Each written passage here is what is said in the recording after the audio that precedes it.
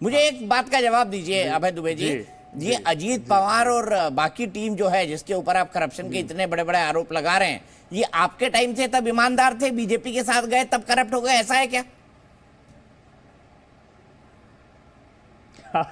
अरे देश के प्रधानमंत्री पर भरोसा है कि नहीं भारतीय जनता पार्टी के प्रवक्ता को? या तो कहते कि प्रधानमंत्री जी झूठे हैं, एक नंबर का झूठ बोलते हैं वो। अरे प्राइम मिनिस्टर है, कुछ तो एविडेंस होंगे ना, जो इतना बड़ा आरोप अजीत पवार पर 3 दिन पहले लगाया उन्होंने।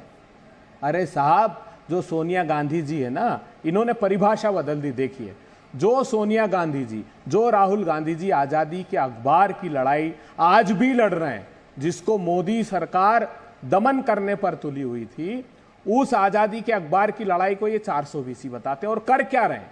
वो हूबहू वही किया है जो राहुल गांधी जी के साथ किया। नेशनल हेराल्ड के केस में ट्रायल कोर्ट ने के जज ने कहा, विशाल शेखर ने, उन्होंने कहा कि साहब फरवरी 2016 से प्रोसिक्यूशन एविडेंस पर लगा है, एविडेंस क्यों नहीं प्रस्तुत करते हो आप? इन्होंने हाई कोर्ट में स्टे ले लिया, 11-12 साल हो गए मुकदमे को।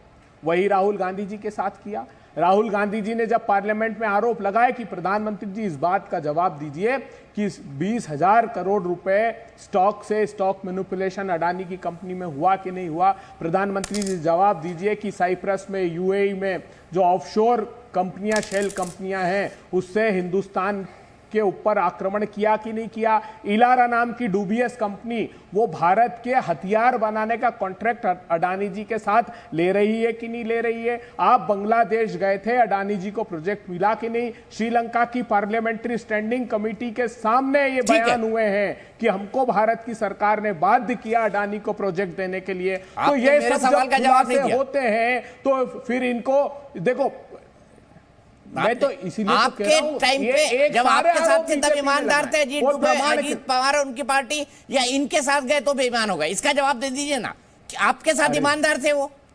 नहीं दीपक जी देखिए, ये सवाल आपको भारतीय जनता पार्टी से पूछना चाहिए कि साहब तुम कह रहे थे कि दाऊद इब्राहिम जिसको पकड़ने की ये बात करते थे, उसका साथी इकबाल मिर्ची, उसके साथ अभी 2 महीने पहले 5-5 संपत्तियां प्रफुल्ल पटेल की अगर इन्होंने ईडी ने जब्त की तो सारे पाप धुल गए क्या? ये बता दो। अरे आपने, प्रधानमंत्री ने 3 दिन पहले अजीत पवार पर आरोप लगाए, तो फिर प्रधानमंत्री जी आए देश के सामने, आपके टाइम में तब उन्होंने करप्शन नहीं किया, इनके टाइम में तब करप्ट है। ये तो पुण्य आत्मा है।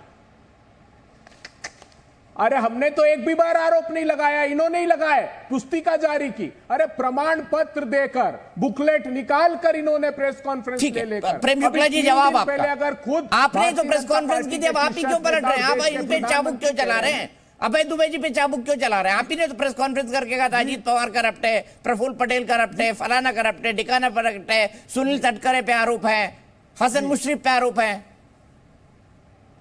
जी, पहली बात, पहले मैं इनको नेशनल हेराल्ड पे बताना चाहता हूं, जो स्वतंत्रता संग्राम के सेनानियों के समाचार पत्र को फ्रॉड 420 श्रीमती सोनिया गांधी और श्रीमान राहुल गांधी ने किस तरह से उसको कब्जा किया। अरे भाई, और किस तरह से हवाला चैनल के पैसे यूज किए, और बारंबार देखिए, मैं इनके बीच में नहीं बोल रहा था, ये गलत बात है दीपक जी, दीपक जी ये गलत बात है, ये मैं इनके बीच में नहीं बोला था। दीपक जी ये गलत बात है, अभय जी प्लीज। दीपक जी ये गलत बात है, क्षमा मांगनी। दीपक जी ये गलत बात है, दीपक जी ये गलत बात है, मैंने रोका है। दीपक जी ये गलत बात है।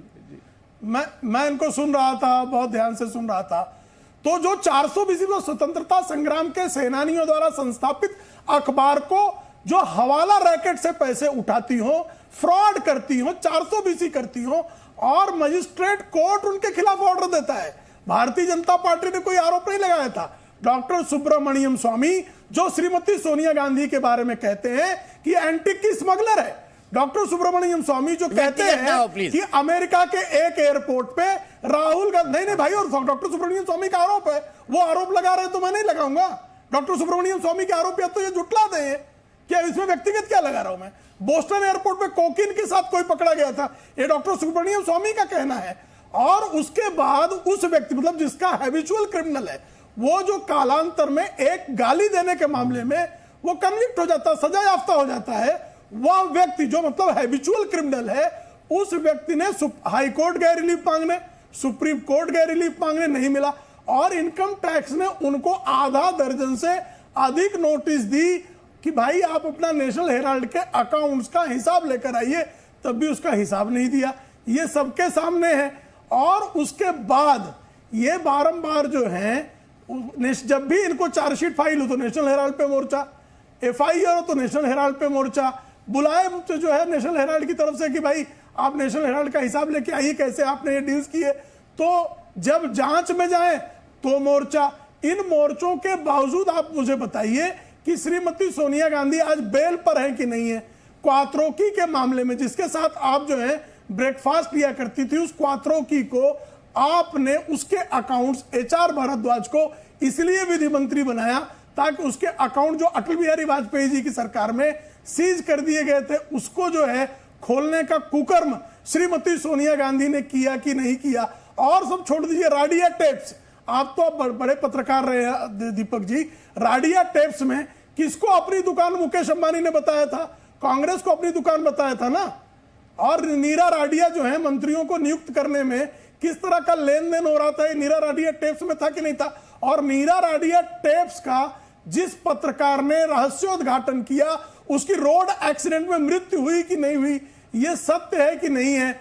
इसी तरह से 2G में ये जस्टिस जीएस सिंघवी का जो है ऑर्डर था ना, उसके बाद उसकी इन्वेस्टिगेशन हुई ना, और उसी समय सीबीआई ने जिस तरह से केस को मैनिपुलेट किया, उसी के कारण उसको तोता सुप्रीम कोर्ट ने कहा था ना। ये सत्य है कि नहीं है? ठीक है। और आपसे जो हम बार बार पूछ रहे हैं कि आप बताइए ना, अजीत पवार अगर इतने करप्ट थे और आपको विश्वास था, और आपको पता है इकबाल मिर्ची के मामले में, इकबाल मिर्ची का इन्होंने एक्स्ट्राडिशन की पिटीशन ब्रिटेन के कोर्ट में की 90s के दशक में, और कांग्रेस का मुख्यमंत्री था, कांग्रेस का जो है केंद्र में सरकार थी, और एक्स्ट्राडिशन ट्रेटी पे एक्स्ट्राडाइट करने के बजाय, ब्लास्ट केस का एक्यूज था वो, एक्स्ट्राडाइट करने के बजाय पेनाल्टी भारत सरकार को भरनी पड़ी। क्यों भरनी पड़ी? क्योंकि अहमद पटेल जो है वो अत्यंत जो है अंडरवर्ल्ड पर प्रसन्न थे। और ये मेरा आरोप नहीं है, एनएन ओहरा कमेटी का आरोप है। और एक पत्रिका ने बाकायदा एनएन ओहरा कमेटी की लीक्ड रिपोर्ट को 1990 के दशक में प्रकाशित किया था। उसमें बाकायदा बताया गया था कि ईस्ट वेस्ट एयरलाइंस को श्रीमती सोनिया गांधी के एक निजी सचिव के साले को 5 लाख रुपए, ईस्ट वेस्ट एयरलाइंस जो दाऊद इब्राहिम की एयरलाइंस थी, उसमें सोनिया गांधी के पारिवारिक सदस्य के रिश्तेदार साबू चाको बाकायदा 5 लाख रुपए लेते हुए गिरफ्तार हुए। और ये नरसिंह राव के जमाने की बात है।